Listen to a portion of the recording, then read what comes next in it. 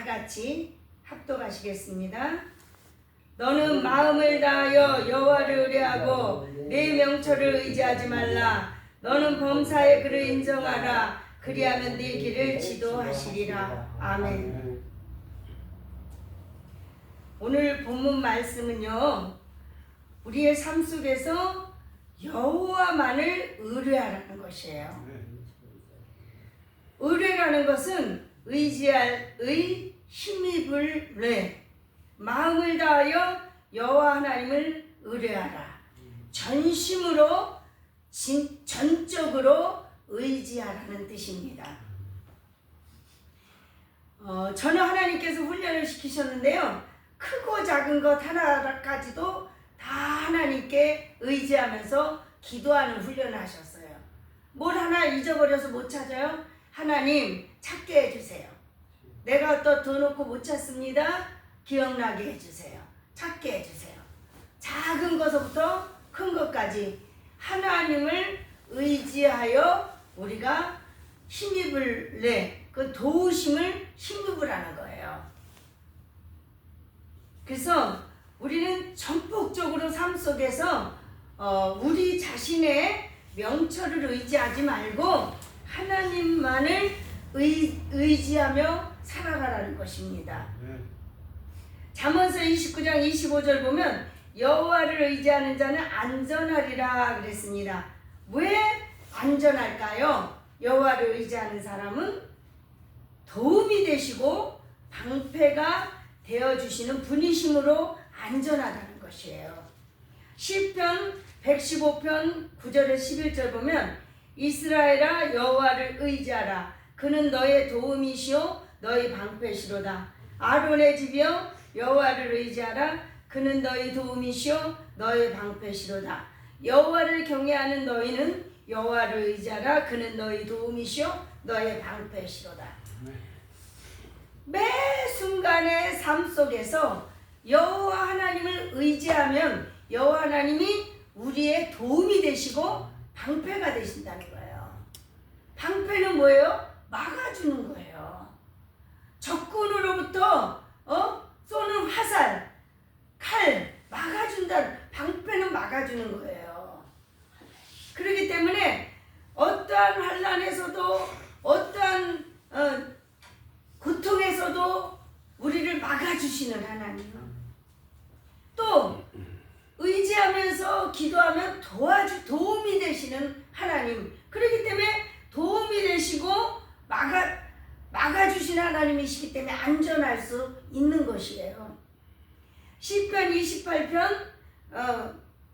28편에 보면은 여호와는 나의 힘과 나의 방패시니 내 마음이 저를 의지하여 도움을 얻었도다라고 고백하고 있어요. 시편 기자는 여호와 하나님이 나의 힘이 되시고 나의 방패가 되시고, 그러지 내 마음이 저를 의지하여 도움을 얻었도다.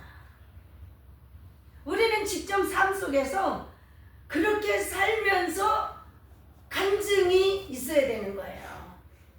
매 삶 속에서 우리가 간증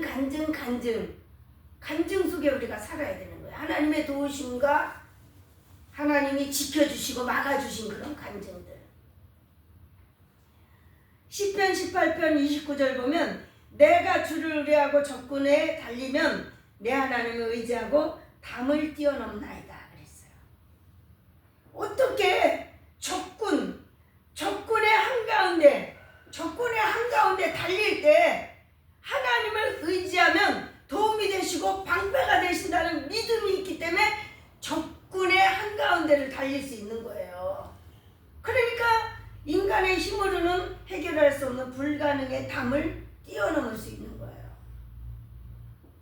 우리는 안 믿는 사람들에게도 그걸 보여줘야 돼요.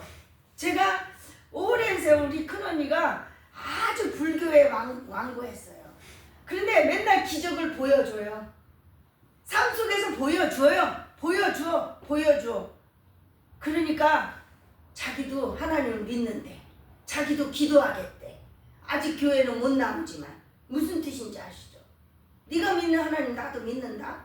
왜 삶 속에서 밭에서 일하다가 너무 뜨거워 바람 한 적 없어?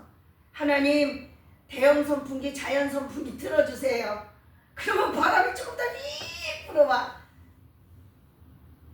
낮에는 구름 기둥으로, 밤에는 불 기둥으로 인도하신 하나님 너무 뜨거워요. 구름 기둥으로 좀 덮어주세요. 그러면은 어떻게 돼요? 햇빛이 사라져요. 구름에 가려서. 그런 것을 즉석에서 본인이 기도하니까 바로 그 자리에서 그런 일이 일어나니까 자기도 믿겠대요. 자기도 기도한대요.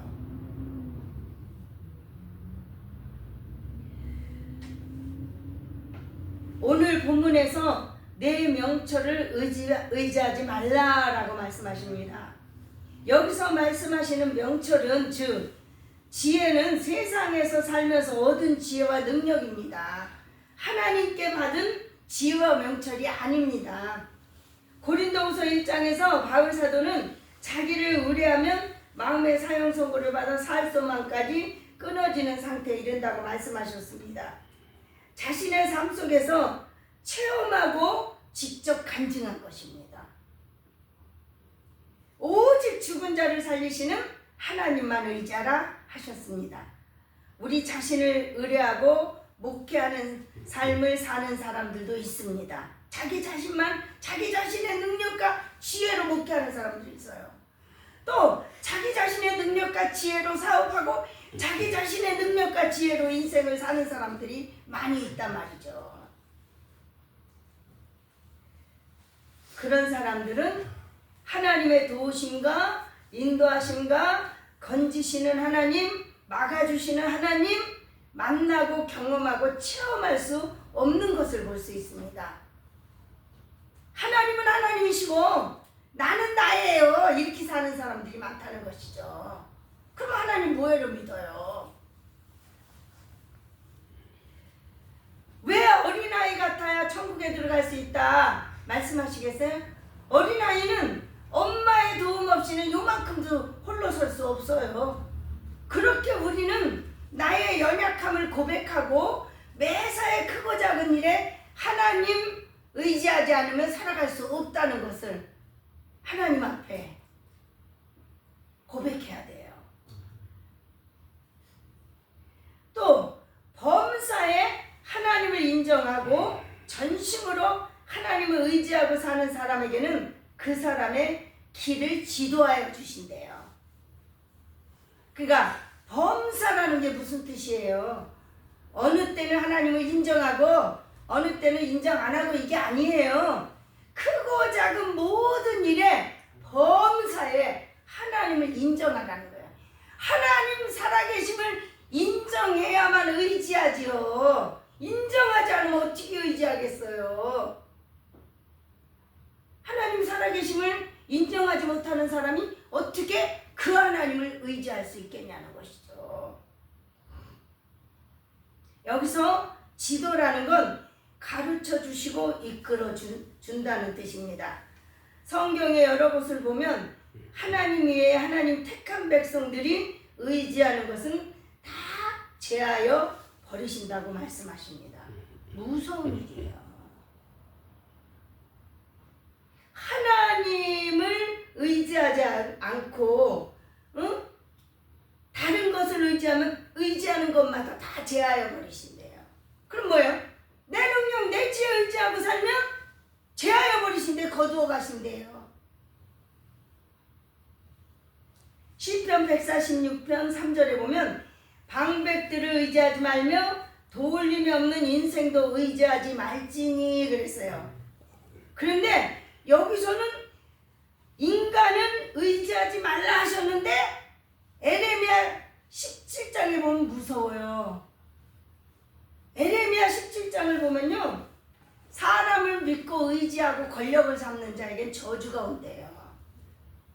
에레미야 17장 5절에서 8절 보면 나 여호와가 이같이 말하노라 무릇 사람을 믿으며 혈육으로 그 권력을 삼고 마음이 여호와께서 떠난 그 사람은 저주를 받을 것이라. 그는 사막의 떨기나무 같아서 좋은 일에 오는 것을 보지 못하고 광야, 간주한 곳, 건건한 땅, 사람이 거하지 않는 땅에 거하리라. 사람을 믿고 의지하는 자, 권력 삼는 자. 이 사람은 이미 마음이 하나님께서 떠난 자라는 거예요.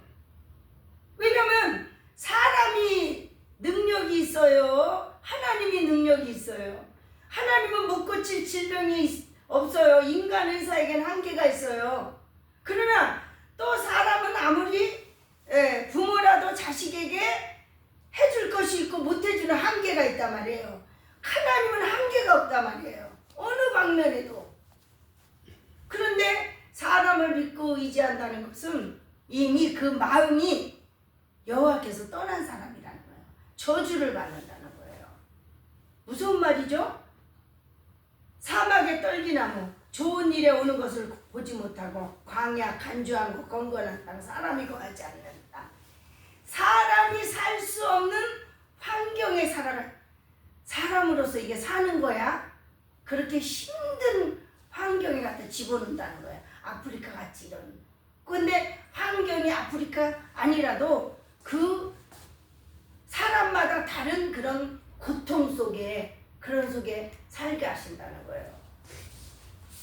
마음의 사형 선고를 받아 살소방이 끊어지는 것도 그런 거기에 다 포함되는 것이죠. 이런 속에. 그러나 무릇 여호와를 의지하며 여호와를 의뢰하는 그 사람은 복을 받을 것이라.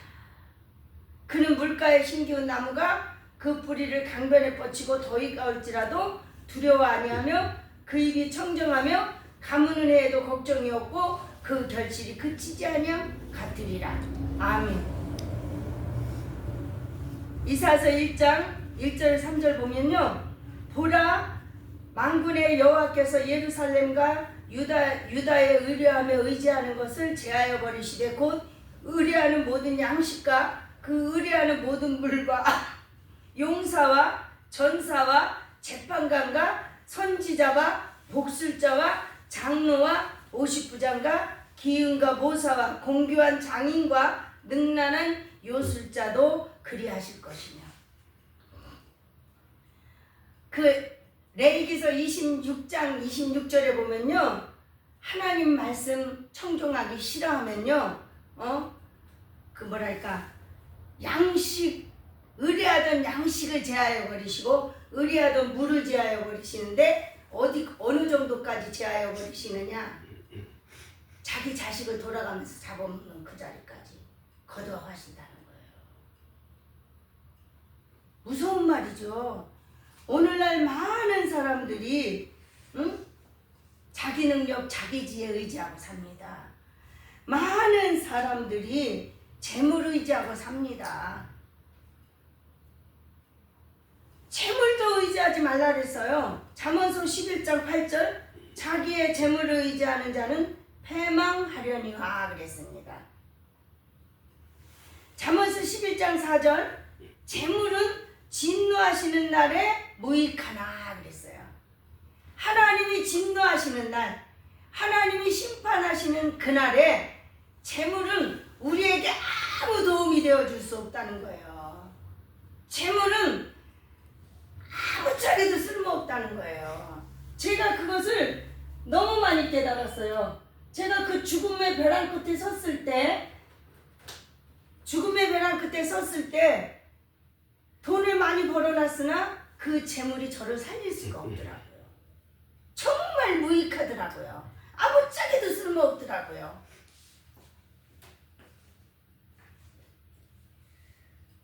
제하여 버리신다는 뜻은 거두어 가신다는 뜻입니다. 명철을 의지하면 그 명철도 거두어 가신다는 뜻입니다. 여기서 명철은 하나님을 아는 지혜와 명철이 아닙니다. 하나님이 택한 백성들은 세상에서 얻은 내 지혜는 버리고 하나님의 지도를 받음으로 하나님께서 주시는 지혜와 명철을 받아야 하는 것입니다. 잠언서 9장 10절에 보면 여호와를 경외하는 것이 지혜의 근본이요 거룩하신 자를 아는 것이 명철이니라 말씀하셨어요. 잠언서 13장 14절 보면 지혜 있는 자의 교훈은 생명의 샘이라 사람으로 사망의 그물을 벗어나게 하느니라. 하나님 앞에 하나님의 종님들은 정말 지혜와 명철을 구해야 돼요. 왜? 내게 맡겨준 영혼들을 사망의 그늘에서 이끌어내고 내게 맡겨진 영혼들을 저천성까지 인도해야 될 책임이 있기 때문에 솔로몬이 어려서 왕이 됐어요. 그러니까 어떻게 해요? 너무나 두렵죠. 하나님 난 아무것도 몰라요. 어려요. 그런데 내 백성들을 내가 어떻게 이끌어 나갈지 몰라요. 지혜와 명철을 주세요. 기도했던 것처럼 우리가 목회자가 되면 하나님 우리가 양무리를 어떻게 가르치고 어떻게 이끌어야 될지 모릅니다. 응? 그러니 나에게 양무리들을 바로 가르치고 바로 이끌 수 있는 지혜와 명철을 주시옵소서.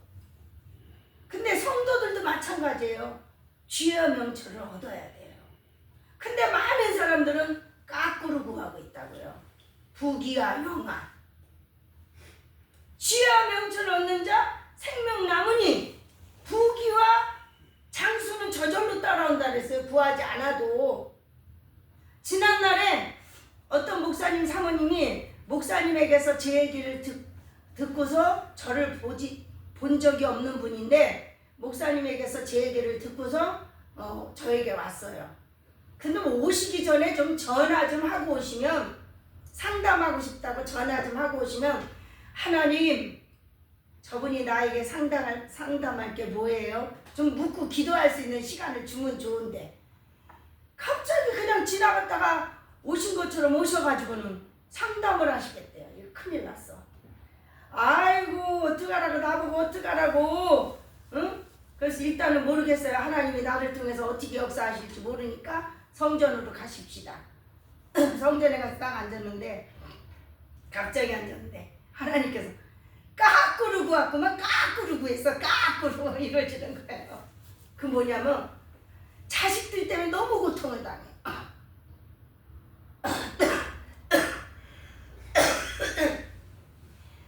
그 교회에서 청년을 가르쳐가지고 어려서부터 가르쳐가지고 사위를 삼았어요. 그 교회에서 공부를 가르치고 신학을 시켰어요. 그래서 사위를 삼아서 그러니까 후임자로 주었어요. 그런데 이 목사님이 이제 은퇴하고 목사님 사모님은 뒤로 물러났잖아요. 근데 목사님 사모님은 나이가 있으시니까 영적인 목회를 하셨어요. 근데 영적이지 않은 거예요. 지식적인 거예요. 그래서 그것을 건면을 하면 절대 안 듣는데요. 담임 목사라고. 근데 자녀들은 다 셋인가 그런데 막 지위도 높더라고. 공부도 많이 해가지고. 근데 이 자식들이 영의 세계를 못 들어가는 거예요. 영의 세계를. 그러니까는 끙끙 앓는 거예요. 사모님이. 그런데 제 입을 통해서 강권적으로 그냥 많은 얘기도 안 했는데 그냥 까꾸르고 했다니까. 까꾸르. 그러니까 지혜와 명철을 자녀들을 위해서 구해준 게 아니라 세상 것을 목사님 사모님이 구했다는 거예요. 세상 공부 잘하고 막 이런 식으로. 그래서 거기서 이분이 영적으로 기도도 많이 하고 깊은 분이었는데 당신도 다 잃어버린 거예요. 그렇게 구함으로 말미암아. 그래고 나서 그거를 기도를 밀어드리니까 그냥 가슴을 찢으면서 애통을 하면서 뻥뻥 한참 울고 회개를 하시더라고. 그래놓고 그 다음날 전화가 왔어요. 주일날 예배를 드리는데 담임 목사님 사위죠. 인도하는데 그건 안 들리고 말씀을 뒤적뒤적 하는데 갑자기 로마서 1장인가 고린도 그 왜 상실한 마음 가운데 두셨다는 거. 그 말씀을 주시더라는 거예요. 네가 잘못 구해가지고 어느 순간까지 네 마음이 상실한 마음 가운데 두셨다. 이 말씀이 확 와서 자기를 때리시더라는 거예요. 그래서 또 회개를 했노라고. 가슴을 찢으며 회개를 했노라고. 그리고 고백을 해요. 그래서 우리는요 땅의 것을 구하는 것이 아니라 나나 성도나 나라와 민족이나 자식이나 어느 면에 땅의 것을 찾고 구하여 주는 것이 아니라 하늘의 신령한 복을 받을 수 있도록, 또 그들이 하나님을 바로 알고 바로 깨달아 바로 섬길 수 있도록 지혜와 명철을 구해줘야 된다는 것이에요. 잠언서 9장 23절 여호와를 경외하는 것은 사람으로 생명에 이르게 하는 것이라 경외하는 자는 족하게 지나고 재앙을 만나지 아니하느니라. 중요한 말이죠. 난 그런데 잠언서 이 말씀을 제일 좋아해요. 지혜 있는 자의 교훈은 생명의 셈이라 사람을 사망의 그물에서 벗어나게 하느니라. 만나는 사람마다 말씀으로 회개를 시켜서 사망의 그늘에서 벗어나게 하는 그 사명이 정말 너무 좋더라고요. 내 같은 게 뭔데, 내 같은 게 뭔데, 내 같은 거를 통해서 생명을 살리게 하시나. 참 이거 너무 이 사명 너무 귀하더라고요. 근데 교회에서는 담임 목사님이 맨날 책망하는 설교를 해보세요. 시험 들어서 떠나는 사람들도 있을 거예요. 근데 기도원은 떠날 사람은 떠나고, 응? 받을 사람은 받고, 그거에 연연하지 않으니까 타협하지 않고 사람하고 얼마든지 할 수 있으니까 좋더라고요, 이 사역이. 수많은 사람이 사망의 그늘에 앉아서 고통당하고 있어요. 그것을 진리를 알지니 진리가 너희를 자유케 하리라. 사망의 그늘에서 생명의 길로 이끌어내는 것이 얼마나 감사한지 몰라요. 그 언제 어떤 목사님이 금식을 하러 오셨는데 그분 오셔서는 계속 그 생명 살리는 십자가를 지고 기도하고 생명 살리는 목회를 하라고 그렇게 그 찬양을 그렇게 주시더라고요. 그러니까 생명 살리는 게 뭔지도 몰랐던 것 같아요, 제가 보니까. 그래서 생명 살리는 목회는 이렇고 생명 살리지 못하는 목회는 이렇다는 것을 그분에게 자세히 하나님께서 전하게 하시더라고요. 지혜와 명철을 얻으면 다 얻는 거예요. 지혜와 명철을 통해서 하나님을 바로 알고 바로 깨달아 바로 경외하면은 형통한 거예요, 형통한 거. 하나님의 말씀을 얻은 자는 겸손해질 수밖에 없어요. 세상 지식은 사단에게서 나온 거기 때문에 교만해져요. 많이 무장되면 될수록. 그러나 하나님의 말씀, 하나님의 지혜, 명철은 겸손해져요. 알면 알수록. 그렇기 때문에 우리는 말씀을 사모해야 되는 거예요. 말씀으로 무장돼야 되는 거예요. 겸손과, 제가 참 이 말씀 좋아해요. 겸손과 여호와의 경외함의 보응은 재물과 영광과 생명입니다. 이거는 재물만 얻고 어리석은 부자처럼 지옥불에 던져지는 자가 아니라 재물도 따라오고 영광도 따라오고 영원한 생명도 따라오는 것이에요. 이거보다 더 좋은 게 어디 있겠어요, 그죠? 그래서 우리는 철저히 말씀을 사모해서 밑바닥까지 낮아지고 겸손한 자가 되고 여호와를 바로 경외하는 자는 죄를 미워하고 죄악에서 떠나는 것이라 그랬어요. 그리하고 그래서 그 대가 보응 하나님이 저절로 주시는 거예요. 저절로. 그래서 우리가 하나님을 마음을 다하여 여호와를 의뢰하고 내 명철을 의지하지 말며 범사의 그를 인정하고 그리하면 하나님께서 내 길을 지도하시리라. 하나님께서 우리를 진리로 인도하시고 지도하시고 교훈하신다는 거 아는 사람 많아요. 그러나 진짜 자기의 삶 속에서 하나님의 지도를 받으려고 기도하고 진짜 받으면서 인도함을 받으면서 따라가는 사람은 많지 않다는 것이에요. 알면 뭐래요? 진짜 삶 속에서 하나님의 인도하심과 지도하신가 응? 받고 따라가야죠. 그래서 저는 이런 것들을 알았기 때문에 알게 하셨기 때문에 하나님 앞에 그런 기도, 하나님 나를 지도해 주세요. 나를 가르쳐 주세요.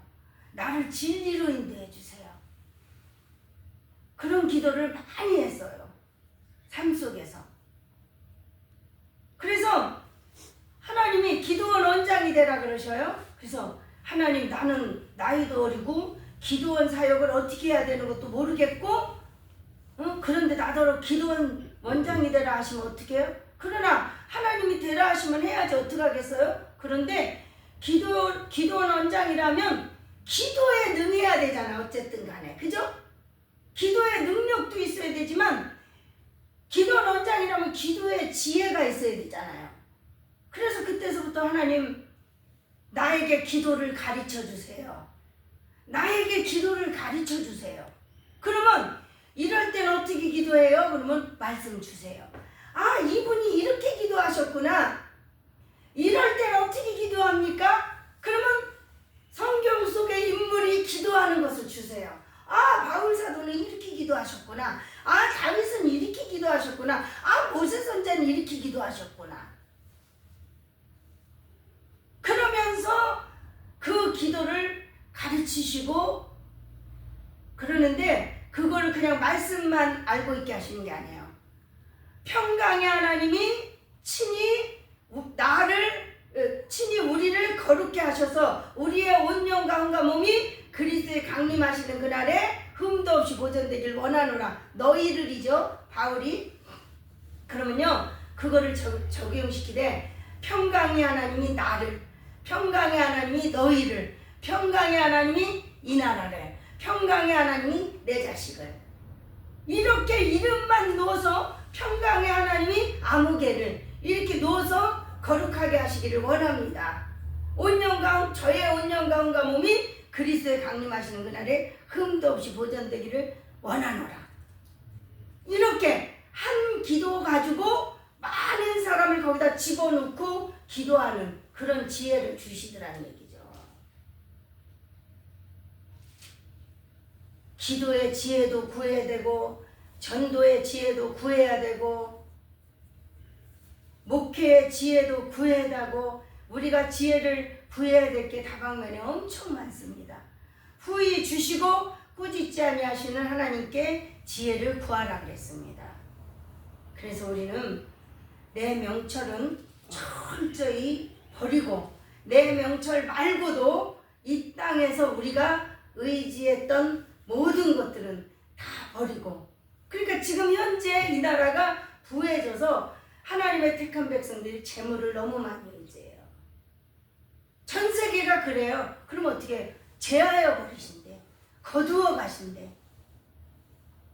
무서운 말이에요. 이런 것들을 알면 여기까지 안 가는데 회개하고 돌아오는데 그런 걸 모르기 때문에 그냥 끝간데 없이 가고 있는 거예요. 무서운 줄도 모르고. 정말 마음을 다하여 여호와를 의뢰하는 우리가 되어서 하나님의 지도와 인도와 하나님의 이끌어 주심을 받는 우리가 되시기를 주의 이름으로 축원합니다. 아멘.